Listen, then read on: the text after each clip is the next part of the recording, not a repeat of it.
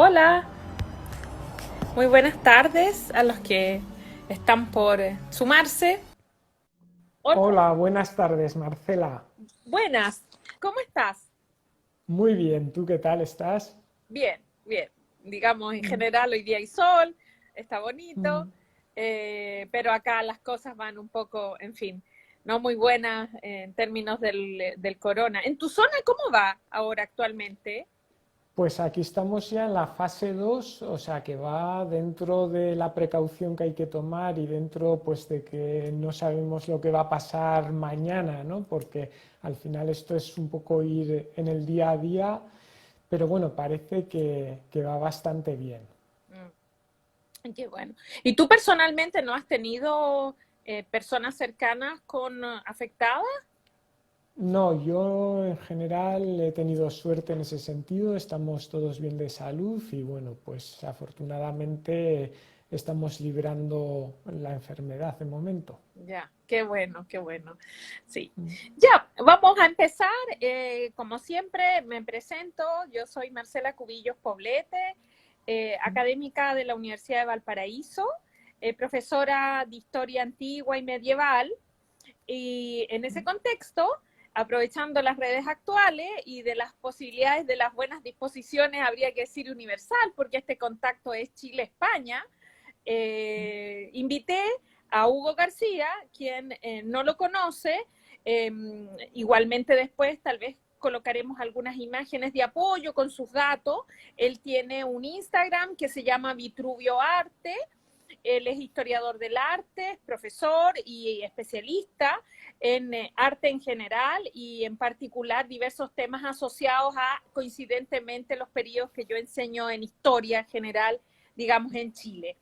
Eh, Hugo vive en Vitoria, que creo que vale mucho la pena lanzarla un poco al mundo desde acá, ya que probablemente muchos no la conocen, y es Vitoria, por si acaso, no Victoria, porque uno la primera vez se confunde. Al menos a mí me pasó, la primera vez creí que había un error y después me acuerdo que una amiga que es profesora y alguna vez lo hemos conversado de la universidad, me dijo, no, es Vitoria, una lindísima ciudad en el País Vasco que recomiendo mucho conocer si en alguna ocasión los que auditores, los espectadores del vivo viajan, ya que además tiene una catedral gótica. La ciudad es linda, pero además tiene una catedral gótica preciosa. Yo recuerdo años atrás que estuve y la visité y estaba en obras. Preciosa. Y pensé, tengo que volver cuando esto esté abierto. ¿Actualmente terminaron las obras o siguen? Continúan las obras, pero ya están localizadas en puntos, pues en las cubiertas o en otros puntos. No es como antes que estaba toda la cimentación Claro. abierta, que se hacía la visita por los andamios Sí. y precisamente mi ciudad, que bueno, el nombre viene de Nueva Victoria, que es el nombre que tenía en el fuero, pero con el uso perdió la nueva, perdió la C y se quedó en Vitoria y forma parte pues, de una de las vías de peregrinación a Santiago de Compostela, Ah, sí, que eso aunque actualmente, no lo sí, sabía. actualmente la mayoría de peregrinos realiza lo que conocemos como el camino francés, pero en otras épocas se utilizó mucho esta vía, ¿no?, que accedía a la península ibérica a través de Irún y atravesaba toda la provincia de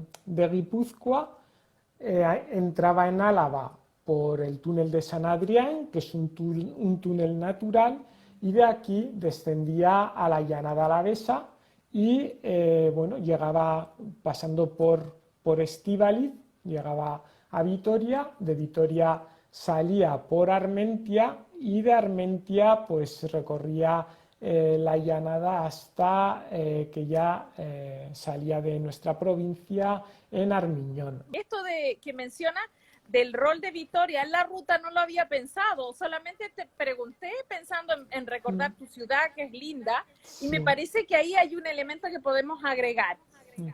Para los que se van sumando, eh, ya nos presentamos y les voy a contextualizar un poquito el tema del que vamos a hablar.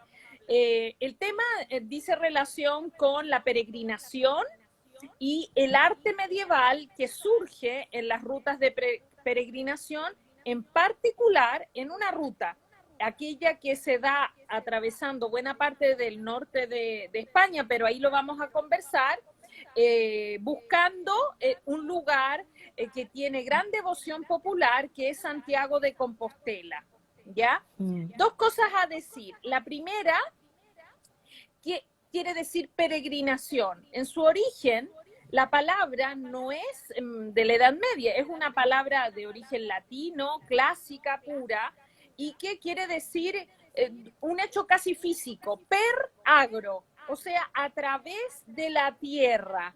La peregrinación en su origen no tiene nada que ver con devoción, sino más bien es una expresión propia del latín que apunta a los que viven o transitan. De hecho, por ejemplo, en la antigüedad existía el pretor peregrinus, que quería decir algo así como un juez de policía local que iba a las zonas rurales, y por eso es peregrino, ¿ya? Entonces, lo peregrino, digamos, en su origen, no tiene que ver con la devoción, tiene que ver con el tránsito en el mundo rural.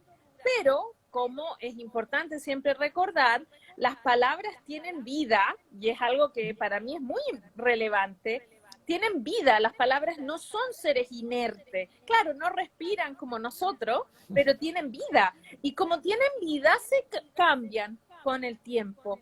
Y si en algún momento peregrinación era casi como sinónimo de lo rural, en la antigüedad más remota, después, en la propia antigüedad ya progresivamente, a medida que se va cristianizando, va a ir adoptando una dimensión asociada al que vive fuera de la ciudad, y a lo largo del mundo medieval la palabra peregrinación sigue mutando, digamos, no completa, porque en el mundo medieval está la idea de que el peregrino por excelencia lo realiza esta peregrinación en el mundo rural, ¿ya? Pero va adquiriendo esta fusión con la idea de que el peregrino transita para llegar a un lugar donde va a practicar un culto, ¿ya? Eso por un lado. O sea, la palabra peregrinación demora en adquirir ese significado con el que lo asociamos hoy. Y lo otro a señalar importante es dónde está Santiago de Compostela, porque probablemente para el propio Hugo y más de algún español que vislumbra y que está entrando, y me alegra que les interesa escuchar, es quizá obvio, pero para uno, no tanto para mí, digamos, pero para los que a uno lo siguen y se interesan y quieren aprender, Santiago Compostela es un lugar, entre comillas, muchas veces medio abstracto, que está en España, pero no dónde. A decir, Santiago de Compostela, sin entrar en datos así cartográficos, está al norte de España, al noroeste, casi en el extremo, en una zona que es una región muy conocida como Galicia. Ahí está Santiago de Compostela, y va a ser un lugar muy relevante dentro del mundo medieval, principalmente por este motivo: las peregrinaciones que se realizan rumbo a Santiago de Compostela. Santiago de Compostela incluso después va a seguir teniendo importancia, yo lo pienso en términos del arte, por la arquitectura de su catedral en la época barroca, en fin, pero nosotros nos vamos a limitar al mundo medieval, sea en la práctica de la peregrinación y cosillas que vamos a ir comentando, tal vez ahí vamos a agregar a Victoria, le vamos a dar más protagonismo, como el arte que se da en las rutas, porque el peregrinar durante el mundo medieval, quizás muchos no lo piensan, no es solo caminar rumbo a un lugar de devoción, sino que en el camino y la llegada se convierten en espacios, podríamos decir, de una suerte entre devoción, por un lado, se muestra, se visibiliza esta devoción, y por otro lado, recuerdo lo que hablábamos el otro día con Sara Sotillo, de la Asociación Jimena, como espacios que sirven, usando el lenguaje nuestro, como para algo así como merchandising.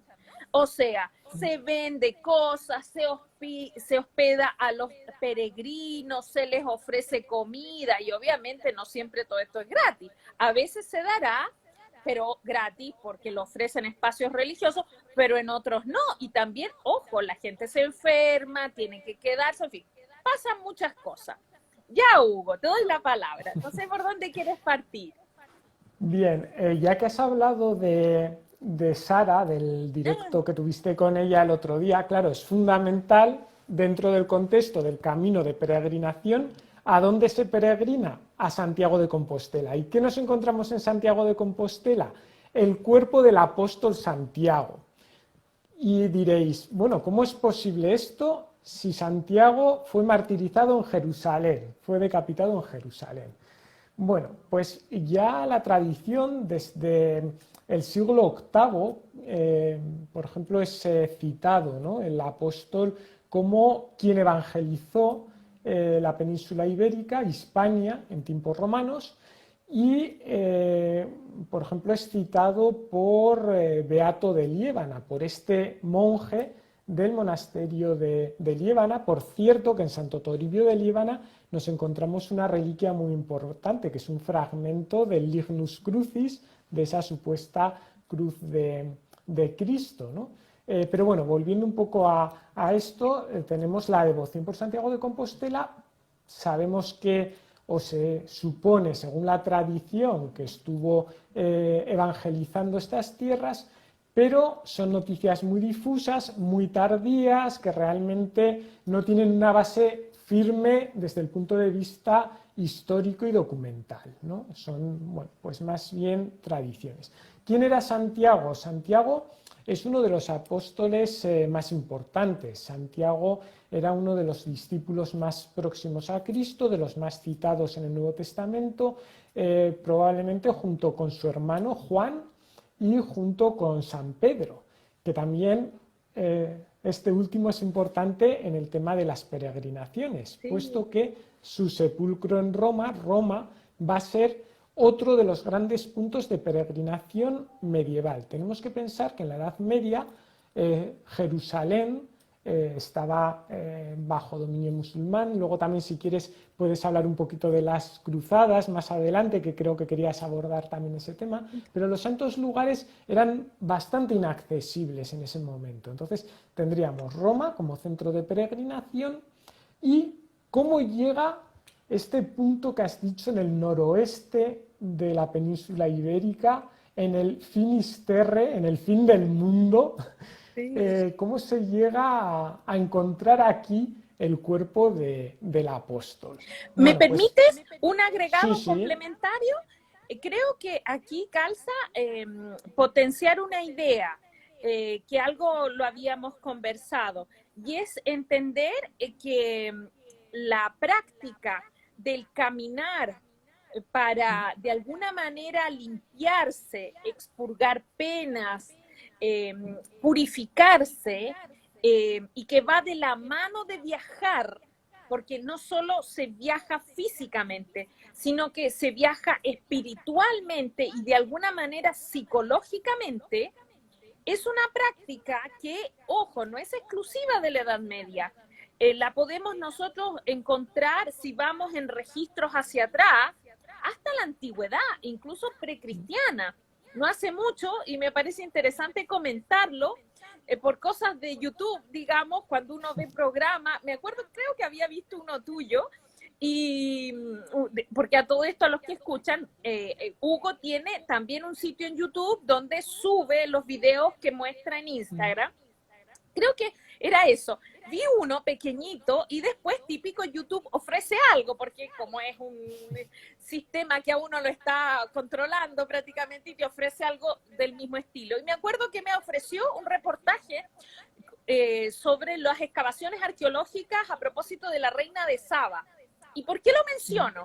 Porque la reina de Saba, sin entrar en detalle, pero estamos hablando de la historia del Oriente Cercano más lejano, ya asociado al rey Salomón. Les recuerdo, se supone que la reina de Saba fue amante del rey Salomón durante varios años y tuvo un hijo, y sería quien lleva el monoteísmo a Etiopía, aparentemente la zona que ella representaba como nobleza.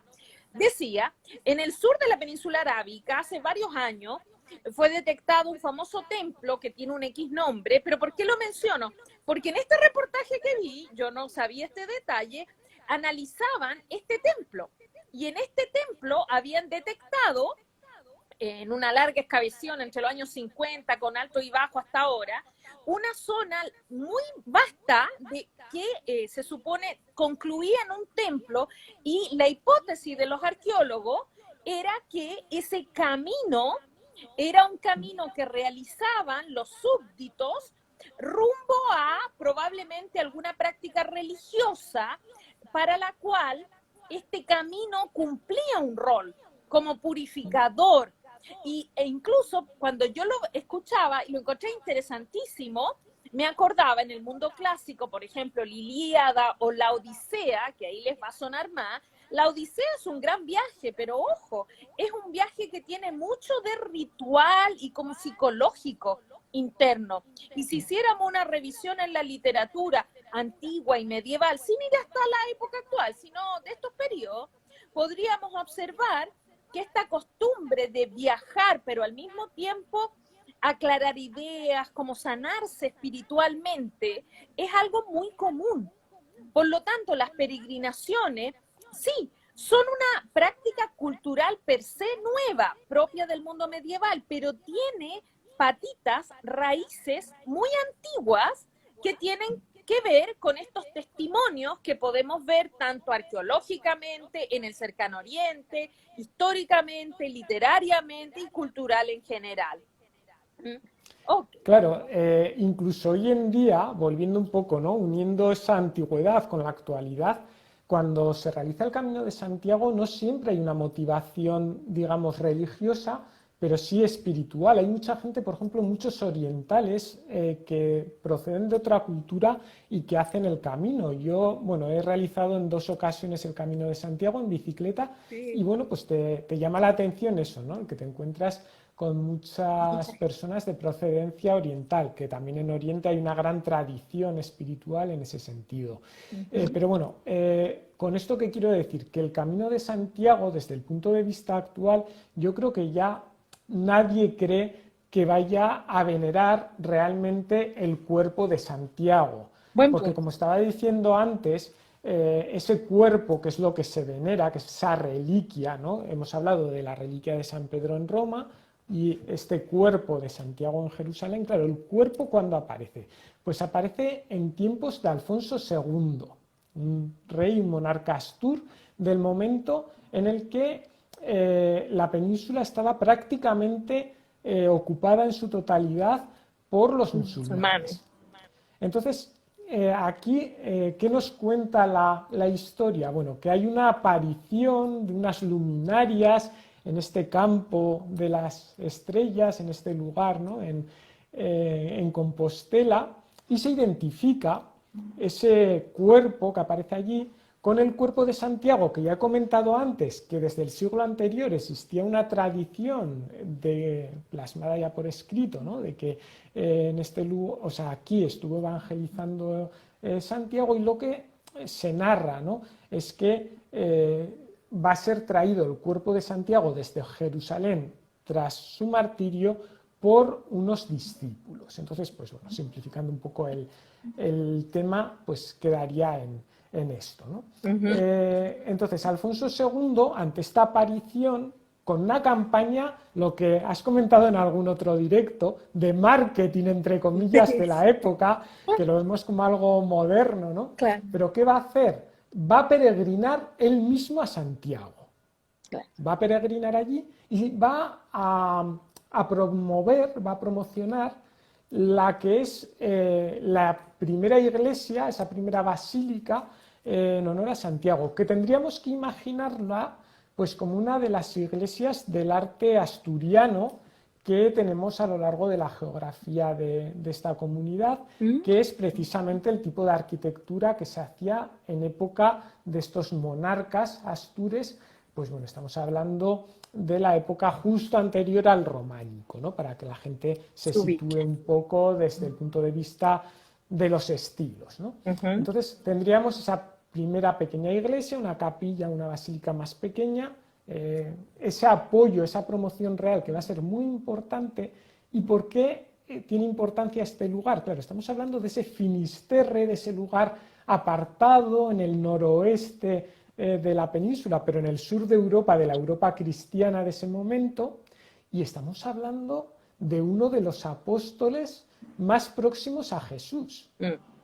Teniendo en cuenta que los santos lugares eran difíciles, aunque había peregrinos que en esta época iban a los santos lugares también, pero era otro lugar para promocionar importante, ¿no?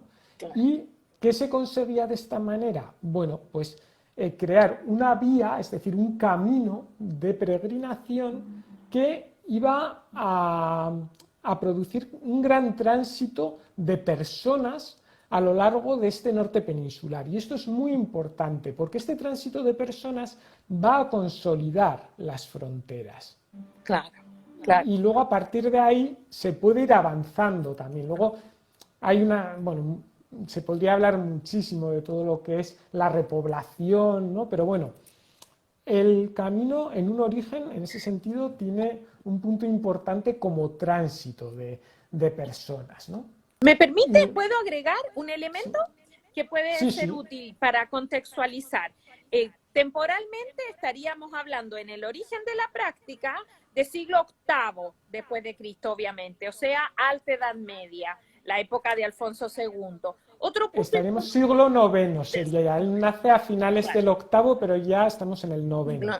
El otro punto que me parece importante subrayar cuando lo mencionamos a la pasadita, pero quizás muchos que están no lo dominan bien, es que este momento cronológico, la península ibérica, se encuentra poblada por los musulmanes que ya la han conquistado en buena medida en su momento peak y podríamos decir van a pasar varios siglos en que estos pequeños reinos cristianos van a ir luchando por recuperar territorio, digamos, que en rigor también los musulmanes se los quitaron, entre comillas, a los visigodos, que era como el último gran reino que estaba cuando ellos llegan. Otro punto importante a recordar es que durante el mundo medieval, no solamente aquí o en Roma o Jerusalén, se dan prácticas de peregrinación, se dan en diversos lugares del territorio europeo con distinto origen, aunque hay que reconocer que normalmente la peregrinación se vincula a un lugar que tiene una connotación espiritual importante, una iglesia, un ministerio, en fin, que tiene un objeto, a propósito de también del vivo que hicimos el otro día, para el que no nos ha escuchado, que vaya porque quedó grabado, donde hablamos de las reliquias, tiene un objeto que es una reliquia. Normalmente las peregrinaciones van rumbo a un lugar que tiene algo que contiene cierta cuota, podríamos decir, de divinidad cristiana, ¿ya? Que varía, ¿ya? Y por lo tanto, si uno pensara el territorio europeo durante este periodo, en particular el que estamos hablando ahora, que es una práctica cultural bastante arcaica dentro de las peregrinaciones más intensas, porque muchas otras se van a dar con fuerza en torno a las cruzadas, o sea, estamos hablando después del siglo XI. Pero desde este periodo en adelante que se va a ir reforzando esta práctica, uno, si la imaginara, podría pensar el territorio europeo plagado como de vías, como si fueran autopistas, hechas a fuerza de gente que caminando va construyendo una ruta.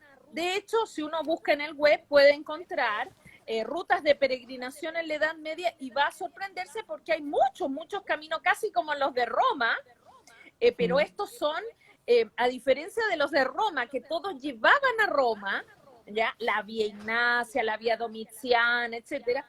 No, en este periodo, como hay muchos lugares de peregrinación, al imaginar o representar Europa, uno vería muchas calles, así como casi como los mapas actuales de autopista, que están llenos de calles que no tienen un único eje, un único centro, sino que muchos. Porque la práctica fue algo común que se dio en toda Europa, incluyendo incluso las islas, con distinta intensidad, y que en las vísperas de las cruzadas y durante las cruzadas va a potenciarse hasta, habría que decir, hasta hoy.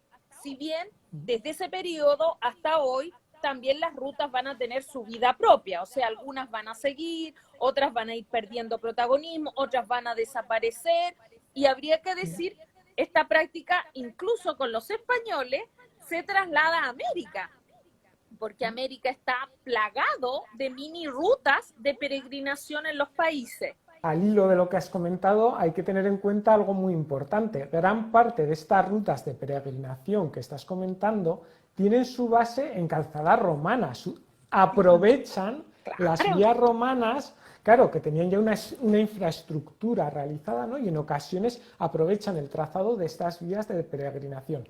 Luego también en cuanto a ese primer camino de Santiago, claro, no es el camino francés, todavía no estaban asentadas las fronteras a la altura del Ebro, sino que el río Ebro es un río que es el que da nombre a la península ibérica además, y que bueno, está muy vinculado también a parte de la ruta del Camino de Santiago, pero esta primera ruta iba más al norte y pasaba por Oviedo, que era la capital del reino, no hay que olvidarnos de esta circunstancia también, y cuando se traslada la vía de peregrinación al camino francés, al no pasar por Oviedo, se solía decir, ¿no?, que quien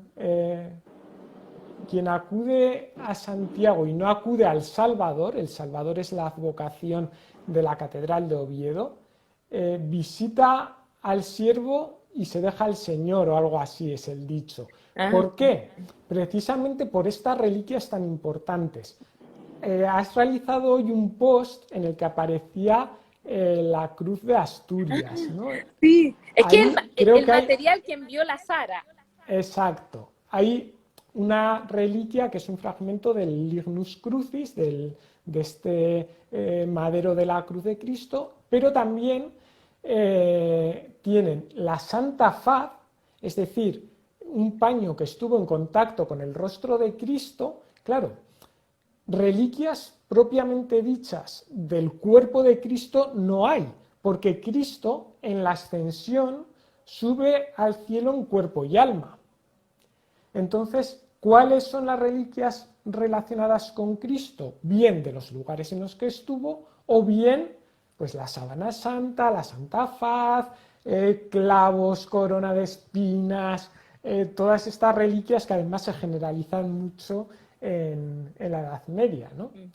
Si juntásemos todos los maderos de la cruz, pues podríamos talar un bosque casi, ¿no? Entonces, esto está muy relacionado también con lo que comentabais en el directo de ayer, ¿no?, Directo. en el que hablabais pues de esa generalización, ¿no?, de las reliquias pues para la consagración de altares. Cuanto más importante fuera la reliquia, más peregrinos podían atraer. Entonces, todo esto al final pues crea una realidad social muy importante dentro de lo que es la Edad Media, ¿no? Ahí creo que puede ser un complemento, también reforzar la idea que el peregrino de esta época ya plenamente creyente, igualmente él o la peregrino, eran seres humanos. Por lo tanto, no hay que creer en esta fantasía de la Edad Media de que prácticamente todos iban caminando flagelándose. Muy por el contrario, yo creo que entre que era una especie de viaje, de disfrute, de sincera quizás devoción, pero en el camino pasan cosas probablemente también. En el camino quizás hasta conocían personas, quizás hasta se enamoraban, se quedaban, seguían, se construían nuevas relaciones tal vez comerciales, porque hay que pensar que si una persona, por ejemplo, se enferma y se tiene que quedar en un lugar, ahí construye lazo. Por ende, no hay que creer que la devoción era casi como incluso a veces uno pudiera verla hoy, así como derecho y creyendo y rezando. No, era una mezcla muy heterogénea, con convicción, seguramente, pero también mucho, incluso los que colocaban sus negocitos, probablemente querían aprovechar el momento para vivir. Y esa conciencia de cómo se vive la peregrinación nos obliga a sentirnos un poco más identificados con ellos. Eran seres humanos que disfrutaban, que lo pasaban bien, que a veces sí en el camino, porque hablamos de tránsitos que eran larguísimos, hablamos a veces hasta de meses en llegar a un lugar, como pudiera ser la propia Santiago de Compostela.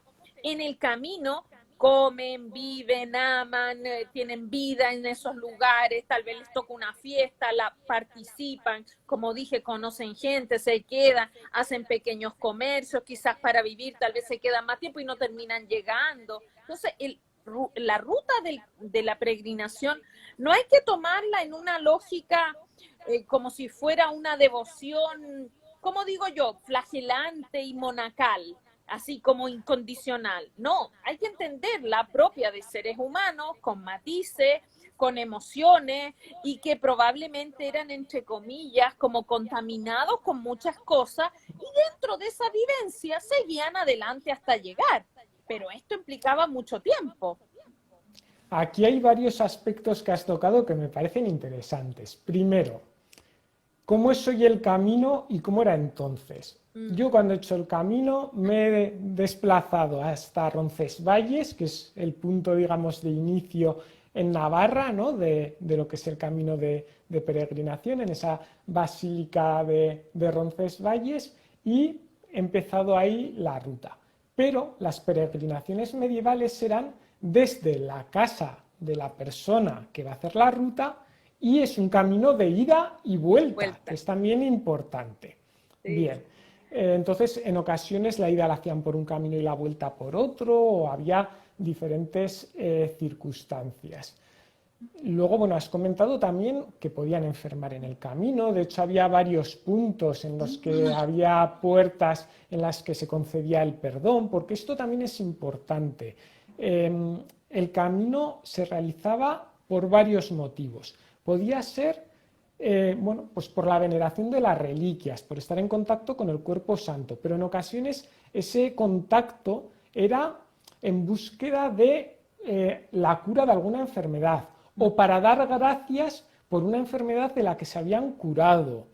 Entonces, eso también, desde un punto de vista social, hay que entenderlo así. Luego también, otro motivo de peregrinación importante va a ser la penitencia por pecados que habían cometido. Entonces, bueno, pues en ocasiones iban en peregrinación por este motivo. Luego también había peregrinos, entre comillas, profesionales, que hacían el camino por delegación. Es decir, una persona enferma que quería sanarse de una enfermedad y no podía hacer la ruta porque no tenía salud para hacerla, delegaba en una persona que le hacía el camino. Y luego, por ejemplo, pues dentro de las personas que iban a cumplir una penitencia, o personas que por los motivos que fueran, ¿no?, a lo largo del camino, pues normalmente la ida sí que la harían hasta Santiago, salvo enfermedad, porque era muy importante dentro del contexto de la época, pues llegar a tener ese contacto con el cuerpo del santo, pero a la vuelta en ocasiones podían quedarse en algunos lugares. Y esto es otro punto importante relacionado con lo que hemos comentado antes de ese tránsito de personas y del asentamiento de lo que son las fronteras de los reinos cristianos. Una villa muy importante en el camino, en Navarra, por ejemplo, es Estella.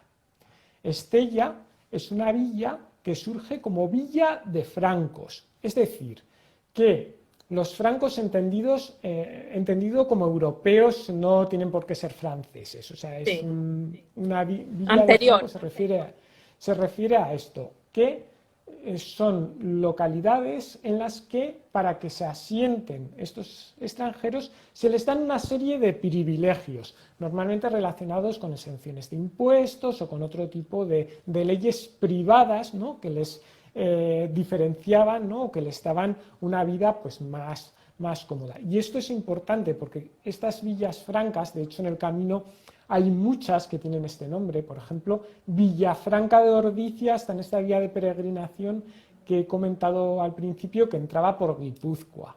El pueblo que está debajo del monasterio de Estíbaliz, en Álava, se llama Villafranca también. Villafranca de Montes de Oca, Villafranca del Bierzo. Vas realizando el camino y te vas encontrando muchas villas con este nombre. Y luego también hay muchos puntos del camino donde se ve la influencia francesa a través de las devociones. San Martín de Tours aparece muchísimo y eso está muy vinculado también con esto. Entonces, bueno, ahí vemos una serie de circunstancias que están muy relacionadas un poco con ese carácter social que has comentado antes. Bueno, si quieres, porque si no... Ah, bien, eso es, que iba a decirte que me metía un poco con el arte, ¿no? Sí. Bueno, Ahí estoy leyendo justo ahora que iba a dar la vuelta a la cámara que nos dice Juncal que este ya es uno de los 10 pueblos más bonitos de España. Yo no soy partidario de esas listas, porque al final es muy difícil quién dice cómo Pero, son esas votaciones, pero tal, es ¿no? muy Pero sí, bonito. ¿Y es un recomiendas pueblo ir? precioso. Ah, Es qué bueno. una Yo no villa, lo conozco. sí, pues merece la pena visitarlo, sí, sí. Bueno, Ujú. aquí vemos la tumba del apóstol, que es esa reliquia, objeto de veneración. Como de esto ya hemos hablado bastante, Sí. no me voy a entretener mucho. Y ahora lo que voy a hablaros es un poco de la iconografía de Santiago. ¿Cómo puede aparecer Santiago representado en el arte? Bueno, pues la primera de ellas, por supuesto, es como apóstol, con un atributo que puede ser invariable muchas veces, que es el libro.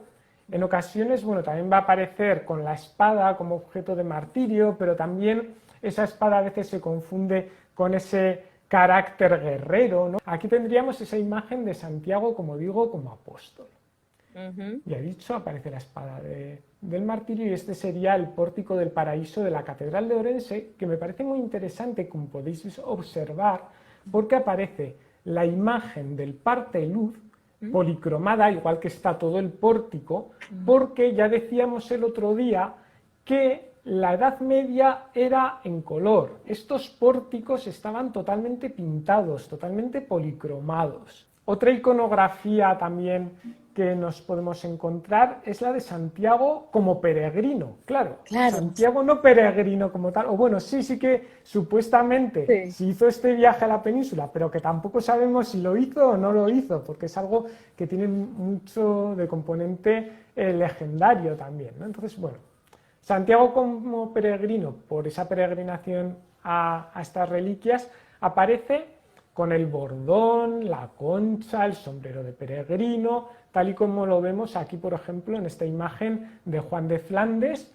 o en la otra, que es una imagen del pórtico de San Pedro de Vitoria, que, como he dicho, es un ramal, mi ciudad, Mm. del camino de peregrinación, pero bueno, aquí aparece en un apostolado, pero a pesar de ser un apostolado, aparece también como peregrino.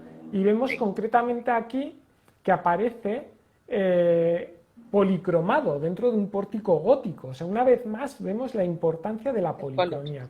Sí. Concretamente el color es del siglo XV y la escultura es del XIV. 14.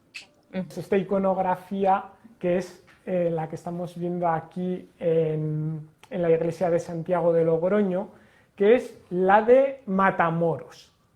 Es esta historia legendaria Sí. que cuenta que el propio Santiago en ese caballo blanco, ¿no? La idea esa de qué color era el caballo blanco de Santiago, ¿no? Bueno, pues en ese caballo se aparece en la batalla de Clavijo y se pone a matar musulmanes, ¿no? Es esa iconografía que conocemos habitualmente como Santiago Matamoros. Esto es algo que desde el punto de vista actual, ¿no? Uno de los mandamientos de la Iglesia es no matarás y que se aparezca un apóstol matando Claro. en la Guerra Santa, pues nos llama mucho la atención. Y Pero hay que verlo en el contexto medieval.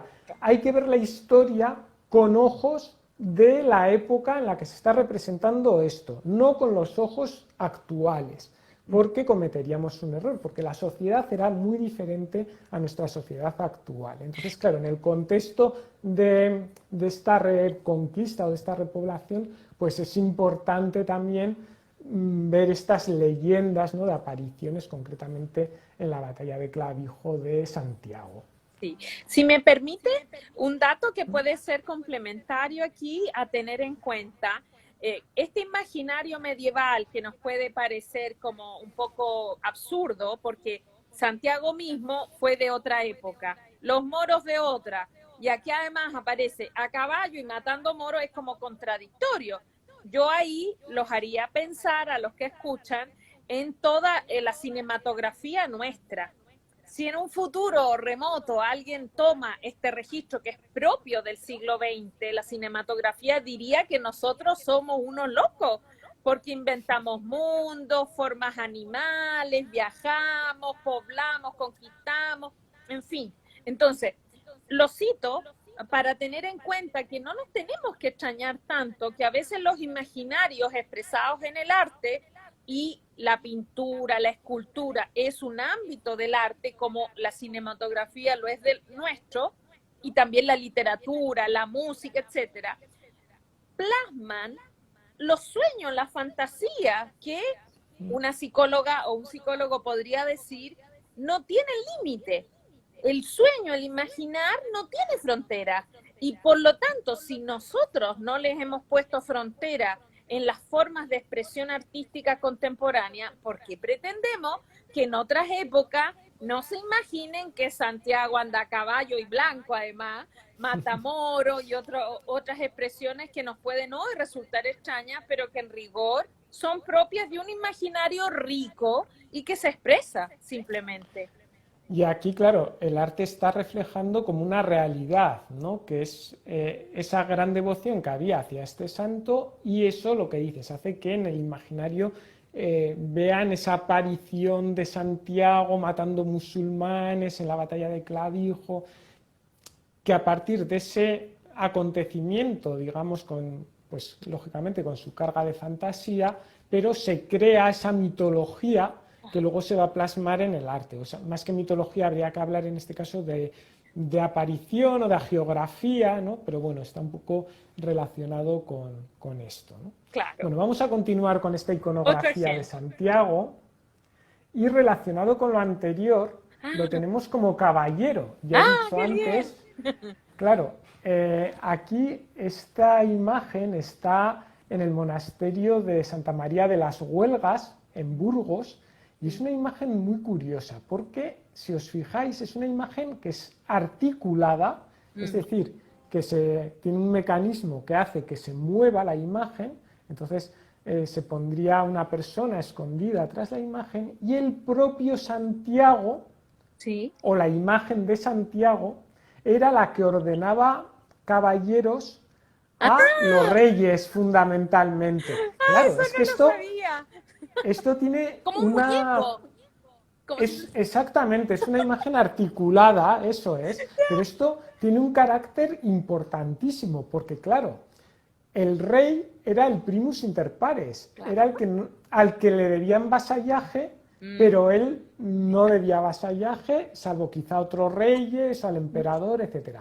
Pero claro, para armarlo caballero, ¿quién mejor que Santiago, un santo que va a ser En el vivo. que, claro, el que va a armar, o el que va a, sí, a armar caballero a este monarca? Así que ya veis que Qué también genial. en el imaginario de la época, pues estas imágenes, ¿no?, que representan a los santos, pues tienen una gran importancia, ¿no? Claro. Y ahí habría que considerar como cierta pequeña como dimensión un poco lúdica en la que todos entran, rey, el que está en el muñeco, la gente, y que todo, porque hay gente pensante igual que nosotros, si también tenían razón y seguramente Claro, sabían el juego, pero entraban en esto casi en una lógica como mística, y que tiene sentido cuando uno observa en el mundo actual las prácticas religiosas de devociones contemporáneas, y que uno dice, pero ¿cómo esta persona se destroza las rodillas caminando? Bueno, porque entra en una lógica que uno desacralizado tal vez no haría, pero en el análisis también hay un llamado a comprender prácticas de otros, porque a la medida que las entendemos, primero les perdemos el miedo, segundo somos más flexibles en el desarrollo de lo que podríamos decir como el respeto a la diversidad, y crecemos, que es uno de los campos que yo creo donde la historia presta mucho ayuda. y esto también es no solamente ese carácter devocional, sino que es una escenografía del poder. O sea, esto Claro. es un aparato propagandístico del poder. No es que Santiago está armando caballero al monarca, ¿no? Entonces, eso también tiene una carga simbólica importantísima, ¿no? Por supuesto. Todo lo que es esa escenografía que se montaba en torno a esta ceremonia, tendríamos que pensar en lo que has dicho, pues los nobles, una serie de personas en una ceremonia pues con una gran carga simbólica muy importante para armar caballero al propio monarca. El martirio de Santiago. Santiago. Aquí tendríamos esta imagen que se encuentra en el monasterio del Escorial de Navarrete el Mudo, ¿no? Es un pintor de origen riojano que vemos que está representando ese martirio de la decapitación de Santiago en Jerusalén. Muy deteriorado, pero también en la Catedral de Santa María de Vitoria nos encontramos esta escena representada en el pórtico en piedra. Y es una iconografía también muy común, claro, es el martirio de este santo, y las imágenes de martirio también eran muy habituales. ¿Qué elemento propagandístico también va a tener una gran importancia a la hora de difundir el camino? Bueno, pues es este denominado Códice Calistino, que en realidad la gente lo identifica con uno de sus libros, pero en realidad está compuesto por 5 libros, que son, bueno, el escritor va a ser Aymeric Picot en el siglo XII, que por cierto a los vascos nos pone como las peores personas que podías encontrar a lo largo del camino. ¿Ah, sí? Pobre. Sí, sí. Tienen que haberlo pasado mal y por eso los conservó en su memoria mal. Luego tendríamos que bueno, estaba dedicado al Papa Calixto II, por eso lo conocemos como Códice Calistino. El códice hace referencia al modo de encuadernar este libro, es decir, es el formato de libro que conocemos hoy en día, encuadernado en diferentes pliegos de pergamino y cosido, ¿no? Pues eso es lo que se conoce como códice, dedicado al Papa Calixto, por lo tanto, Códice Calistino. Y, como decía, está compuesto por 5 libros realmente. El primero, que sería una antología litúrgica, la importancia también que va a tener la liturgia en esta época, los milagros del propio Santiago, el traslado del cuerpo del santo a Compostela, ¿no? Un poco para justificar también, ¿no? Esa devoción a las reliquias. Luego también hay una historia dedicada a Carlomagno dentro de este códice, en el libro cuarto, y el que nos interesa más, ¿no? Que sería ese libro quinto, que sería el libro del peregrino a Compostela. Y este libro es el que nos crea una especie de guía de viajes del siglo XII, casi se podría considerar como una de las primeras guías de viaje, el viaje como peregrinación a un santo lugar, con las connotaciones, ¿no? de los diferentes elementos devocionales, pero es un libro que nos describe muy bien las rutas, los peligros que nos podemos encontrar, lo que decías, dónde se puede comer, o sea, es un libro en ese sentido muy descriptivo en cuanto al libro de viaje. Y bueno, ya vamos a llegar, he puesto antes la tumba del apóstol, y aquí tenemos ese cofre de la tumba del apóstol, ¿no? Que sería la Catedral de Santiago de Compostela. Importante. Actualmente, cuando llegamos a Santiago, nos encontramos a primera vista casi pues una imagen barroca, ¿no? Con esa fachada del Obradoiro.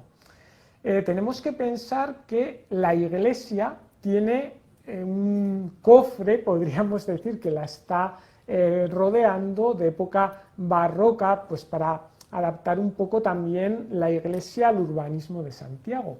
Y si nos fijamos en lo que es la iglesia, sigue el modelo que conocemos como modelo de peregrinación.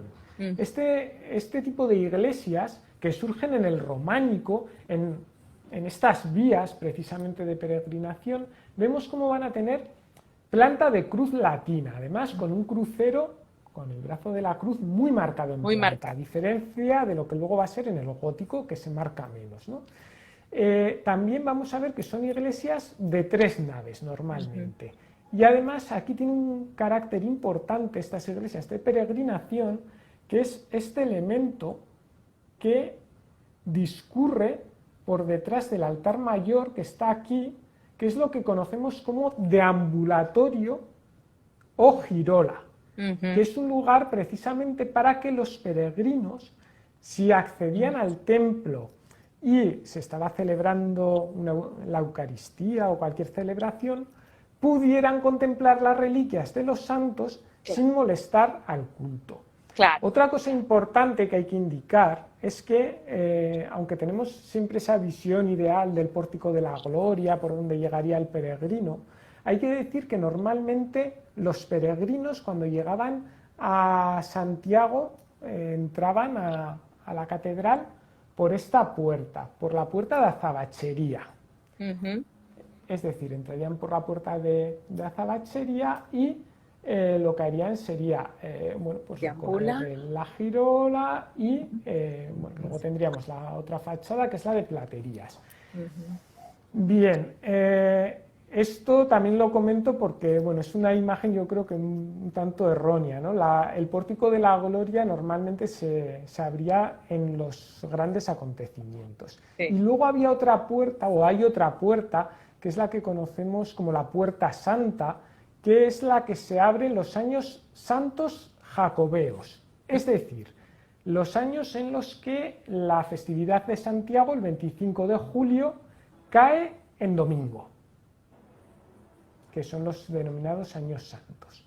Bueno, pues sabemos un poco la función de estas iglesias. Vemos que además la Catedral de Santiago de Compostela es una catedral románica en la que vemos perfectamente esta bóveda de cañón con los arcos fajones, ¿no? Que nos están bueno, pues, de alguna manera sustentando, ¿no? Haciendo esa función sustentante de lo que es la bóveda, una bóveda de cañón que consiste en la sección, digamos, de un cilindro, ¿no? Que nos crea este elemento, y luego, bueno, los empujes de esta bóveda se trasladan a través de la tribuna que tendríamos aquí, este espacio que aparece ahí, al exterior, al muro exterior, ¿no? Tendríamos aquí una bóveda de arista, ¿no? Lo que es en las naves laterales, que sería bueno, pues las características típicas de una gran catedral románica, que es otra de las cosas importantes. La gente cuando piensa en románico,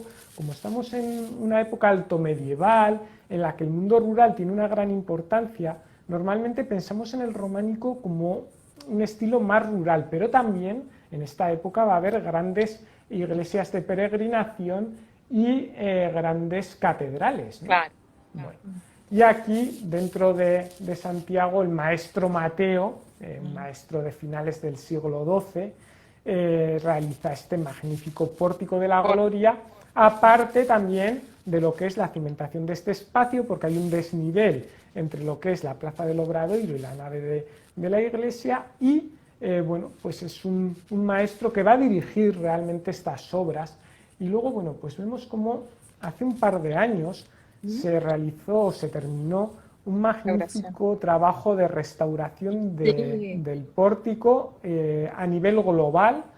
De hecho, bueno, cuando estuve yo el año pasado, en julio, que es cuando terminé el camino, estaba toda la iglesia en obras, se están haciendo unas obras muy importantes. Bueno, pues en el pórtico concretamente se aisló completamente para preservar de las humedades. Santiago de Compostela es una ciudad muy húmeda, llueve mucho. En Galicia, para los que no sean de aquí, pues aquí ya sabemos en España que llueve mucho en esa localidad, pero bueno, como nos sigue mucha gente de Chile, también para que sepan, ¿no? esta circunstancia. Entonces había muchos problemas de humedades, pues se ha aislado todo perfectamente y se ha hecho un trabajo de restauración y se ha sacado a la luz una de estas policromías, ¿no? Y vemos como la Edad Media, aunque bueno, esta policromía sería un repinte ya, creo que es del siglo XVI, pero era algo habitual. De hecho, se conservan también, claro, se ha hecho la cata de lo que hay debajo de esta policromía, porque claro, todo lo que se retira se destruye, entonces lo que se tiende es a conservar las capas pictóricas, pero se hace un análisis y se puede estudiar las capas más antiguas también, y se hacen luego reconstrucciones a través de infografías. Pero bueno, aquí vemos este color, ¿no?, que se ha sacado a la luz, y vemos cómo se ve perfectamente la expresión que da este románico, que si lo vemos sin policromar, claro, lo vemos mucho más rígido, y esto también nos ayuda pues a entender de otra manera pues este pórtico de la gloria.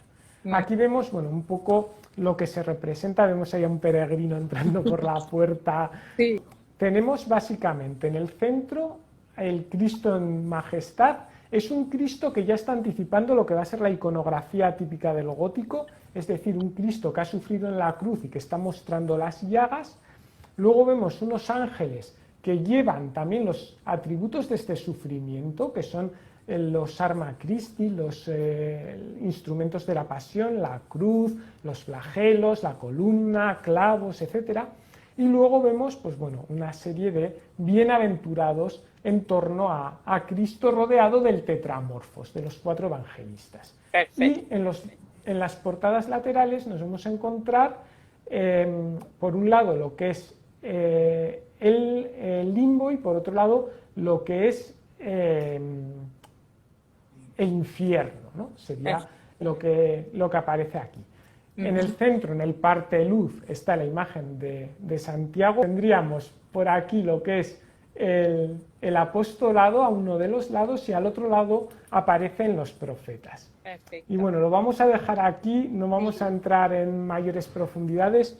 Os recomiendo, tengo en el canal algunos vídeos sobre el Camino de Santiago, Ya, entonces perfecto. pues ahí pueden profundizar, porque además he impartido algunas charlas sobre este tema y ya. son los PowerPoints que utilicé comentados en estos vídeos que yo creo que pueden ayudarles si alguien está interesado en el canal de YouTube, Perfecto. Vitruvio Arte, pues ahí pueden profundizar más. Perfecto. Incluso aprovecho de agregar que vamos a hacer alguna selección de imágenes, ahí hablaremos con Hugo, a ver si apoyamos después de esta grabación con alguno de los lugares que comentamos.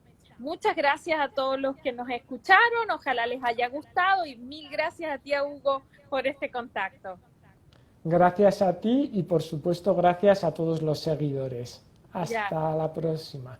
Gracias. Vale, pues muchas gracias. Adiós. Venga, hasta luego, adiós.